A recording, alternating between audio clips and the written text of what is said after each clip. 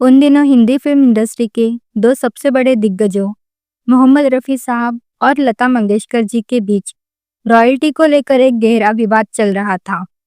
हालात ऐसे थे कि न तो रफ़ी साहब लता जी के साथ गाना गाते थे और ना ही लता जी उनके साथ रिकॉर्डिंग के लिए राजी होती थी। उस दौर में रफ़ी साहब का ऐसा जबरदस्त जलवा था कि हर फिल्म के लिए उनके गाने अनिवार्य माने जाते थे और हर संगीतकार उन्हीं से अपनी धुनें सजवाना चाहता था। इसी विवाद की वजह से उस समय लता जी की जगह आशा भोसले, शमशाद बेगम और सुरैया जैसी गायिकाओं को बहुत बड़े पैमाने पर काम मिलने लगा था। रफ़ी साहब की सबसे बड़ी खूबी ये थी कि वो सिर्फ गाना नहीं गाते थे, बल्कि गीतकार की भावनाओं, फिल्म की परिस्थिति और उस किरदार के व्यक्तित्व के अनुसार अपने सुरों को ढाल देते थे। इसीलिए उनके गीत दशकों बाद आज भी हमारे दिलों में जिंदा है। जिस फिल्म और जिस विशेष गीत की हम बात कर रहे हैं, ताज्जुब की बात यह है कि उस गाने के रिकॉर्डिंग के समय तक फिल्म की शूटिंग भी पूरी तरह शुरू नहीं हुई थी। जब रफ़ी साहब ने इस गाने को रिकॉर्ड किया, तभी से फिल्म के निर्माता का दिल उस धुन पर आ गया था। निर्माता इतने प्रभावित हुए कि उन्होंने तभी घोषणा कर दी थी कि ये गाना सदाबहार रहेगा और हमेशा गूंजता रहेगा। दिलचस्प बात यह है कि जब भी वो निर्माता किसी कारणवश परेशान होते या तनाव में होते, तो वो इसी गाने को सुनकर अपने ख्यालों में डूब जाते थे और अक्सर उनकी आंखों में आंसू आ जाते थे। अब सवाल ये उठता है कि आखिर वो कौन सा गीत था और कौन थे वो निर्माता जिन्हें इस आवाज से इतना गहरा लगाव हो गया था। चलिए संगीत के इस सुरीले सफर की गहराइयों में उतरते हैं। मोहम्मद रफ़ी साहब के गानों ने हमारे जिंदगी के हर मोड़ को एक आवाज दी है। चाहे खुशी हो, गम हो, रोमांस हो या उदासी, रफ़ी साहब का कोई ना कोई गीत हमारी भावनाओं के लिए मरहम का काम जरूर करता है। वो न केवल एक बेमिसाल गायक थे, बल्कि एक बेहद नेक और सज्जन इंसान भी थे। वो कभी पैसों के पीछे नहीं भागते थे और कई बार तो जरूरतमंद निर्माताओं के लिए उन्होंने मुफ्त में भी गाने गाए। लेकिन 1961 में रॉयल्टी के मुद्दे पर उनकी और लता जी की राहें अलग हो गई। लता जी का तर्क था कि गानों की कमाइयों में गायकों का हिस्सा मिलना चाहिए, जबकि रफ़ी साहब का मानना था कि एक बार फीस लेने के बाद निर्माता के मुनाफे या नुकसान से उनका कोई लेना देना नहीं होना चाहिए। इस तकरार ने पूरी इंडस्ट्री को हिला दिया था, लेकिन इसका फायदा उन गायकों को मिला जिन्हें पहले रफ़ी साहब के साथ गाने के मौके कम मिलते थे। साल 1961 में ही एक फिल्म आई थी, घराना, जिसमें रफ़ी साहब के साथ आशा जी, शमशाद बेगम और कमल बारूद जैसे कलाकारों ने अपनी आवाज़ दी थी। उस दौर में दक्षिण भारतीय फिल्मों की रीमेक का बहुत बोलबाला था और मशहूर निर्माता निर्देशक एस वासन अपने जेमिनी स्टूडियो के बैनर तले सुपरहिट तेलुगु फिल्म शांति निवासम को हिंदी में घराना नाम से बना रहे थे। इस फिल्म में राजेंद्र कुमार, आशा पारेख और राजकुमार जैसे दिग्गज कलाकार थे और संगीत की जिम्मेदारी उठाई रवि जी ने, जबकि बोल लिखे थे शकील बदायूनी ने। यह एक पूरी तरह से म्यूजिकल फिल्म थी। रफ़ी साहब की यह विशेषता थी कि वो एक ही गाने के लिए कई तरह के धुनें और अंदाज तैयार करते थे। क्योंकि यह गाना एक ड्रीम सीक्वेंस के लिए था, इसलिए उन्होंने इसे बहुत ही कोमल भावनाओं और हल्के साजों के साथ सजाया।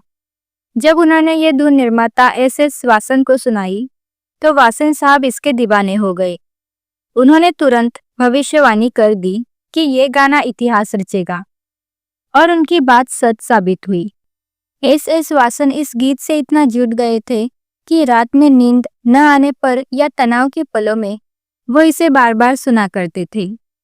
इस गाने की लोकप्रियता का आलम यह था कि उस साल शकील बदायूनी को सर्वश्रेष्ठ गीतकार और रवि जी को सर्वश्रेष्ठ संगीतकार का फिल्म फेयर अवार्ड मिला, जबकि रफ़ी साहब को भी सर्वश्रेष्ठ गायक का नामांकन प्राप्त हुआ।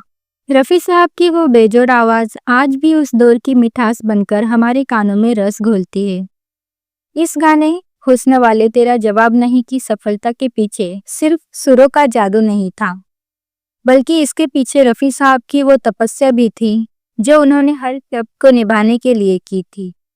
वासन साहब के बारे में कहा जाता है कि वो बेहद अनुशासनप्रिय निर्माता थे, लेकिन इस गाने ने उनके भीतर के भावुक इंसान को बाहर ला दिया।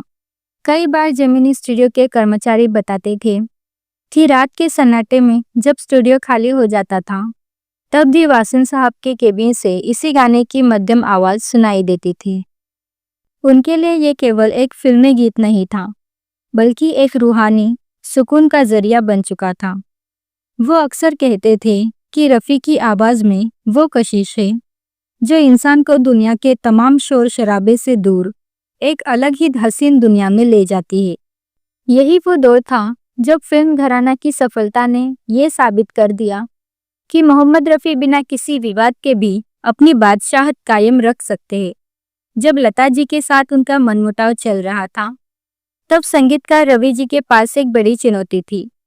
उन्हें एक ऐसा संगीत तैयार करना था जो लता जी की कमी महसूस न होने दे, और रफ़ी साहब ने उस चुनौती को न केवल स्वीकार किया, बल्कि घराना के हर गीत को अमर कर दिया।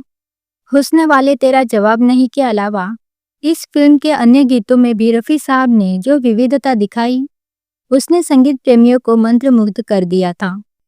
उस वक्त के अखबारों और पत्रिकाओं में इस बात की खूब चर्चा होती थी कि कैसे एक गायक अपनी आवाज़ से किसी फिल्म की किस्मत बदल सकता है।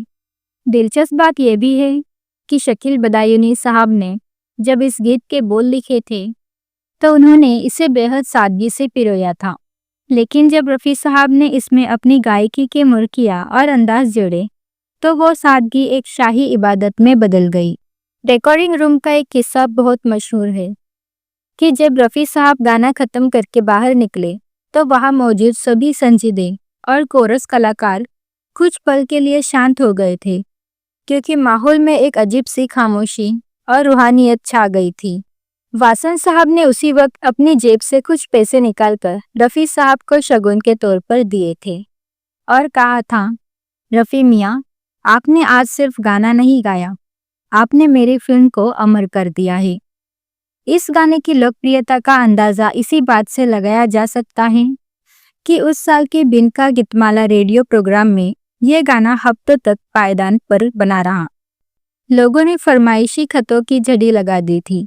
आज के डिजिटल युग में जहां गाने कुछ दिनों में भूल दिए जाते हैं, वहां घराना का ये संगीत और रफ़ी साहब की ये आवाज़ हमें याद दिलाती है कि कला जब पूरी ईमानदारी और रूह से पैदा होती है, तो वो कालजयी बन जाती है। वासन साहब का उस गीत को सुनकर रो पड़ना या तनाव मुक्त महसूस करना असल में उस संगीत की जीत थी, जिसने एक सख्त मिजाज निर्माता को भी एक कोमल हृदय प्रेमी बना दिया था। लेकिन घराना की कहानी सिर्फ इसी एक गीत तक सीमित नहीं थी। इस फिल्म में एक और गीत था जिसने समाज की जड़ों को छुआ था। इसी दौरान एक और दिलचस्प वाकया हुआ था जो फिल्म इंडस्ट्री में आज भी सुनाया जाता है। जब घराना फिल्म की एडिटिंग टेबल पर काम चल रहा था, तब एस.एस. वासन साहब अक्सर शाम को स्टूडियो के अंधेरे कोने में बैठकर सिर्फ रफ़ी साहब के गानों की रसेस अनकट फुटेज देखा करते थे। उन्होंने एक बार अपने करीबी सहयोगियों से कहा था कि मुझे फिल्म की कहानी पर पूरा भरोसा है, लेकिन इस गानों ने मुझे एक ऐसी सुरक्षा दी है कि मुझे अब बॉक्स ऑफिस की चिंता नहीं।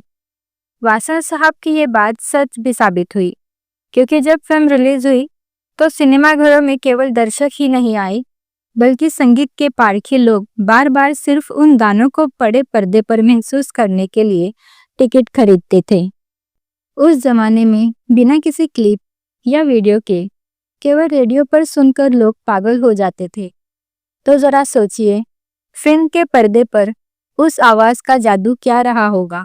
रफ़ी साहब और संगीतकार रवि की जोड़ी ने इस फिल्म के जरिए एक नया कीर्तिमान स्थापित किया था। रवि जी को इंडस्ट्री में उनकी मधुर और सरल धुनों के लिए जाना जाता था, और रफ़ी साहब उनकी धुनों को अपनी आवाज़ से एक नया विस्तार देते थे। घराना के संगीत की सफलता ने यह भी साबित कर दिया कि मोहम्मद रफ़ी साहब का कद किसी भी विवाद से कहीं ऊपर है। भले ही लता जी के साथ उनका टकराव चल रहा था, लेकिन उनकी व्यक्तिगत गरिमा और उनके काम के प्रति समर्पण ने उन्हें उस दौर का सबसे व्यस्त और चहेता गायक बनाए रखा। दक्षिण भारत के फिल्म मेकर्स तो रफ़ी साहब के इस कदर मुरीद हो गए थे कि वो अपनी फिल्मों की स्क्रिप्ट में ऐसे मौके जानबूझकर डलवाते थे जहां रफ़ी साहब की आवाज़ का भरपूर इस्तेमाल किया जा सके। यहाँ ये भी जिक्र करना ज़रूरी है कि उस दौर के अन्य संगीतकार जैसे नौशाद साहब या ओपी नैयर साहब भी घराना के गानों की बारीकियों को देखकर दंग रह गए थे। नौशाद साहब ने तो एक बार कहा था कि रफ़ी के पास खुदा की दी हुई वो चाबी है जिससे वो किसी भी इंसान के दिल का दरवाजा खोल सकता है। घराना फिल्म के जरिए एस वासन ने जो कामयाबी हासिल की, उसने जेमिनी स्टूडियो को उत्तर भारत के घर घर में मशहूर कर दिया।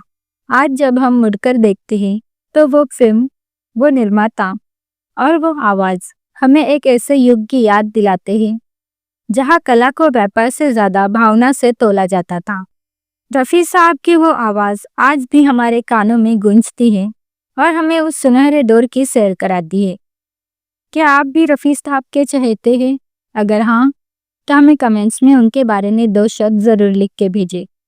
और अगर आपको ये वीडियो पसंद आया हो तो इसे लाइक करें और ऐसे ही वीडियो देखने के लिए हमारे चैनल को सब्सक्राइब करना ना भूलें। मिलते हैं अगले वीडियो में। धन्यवाद।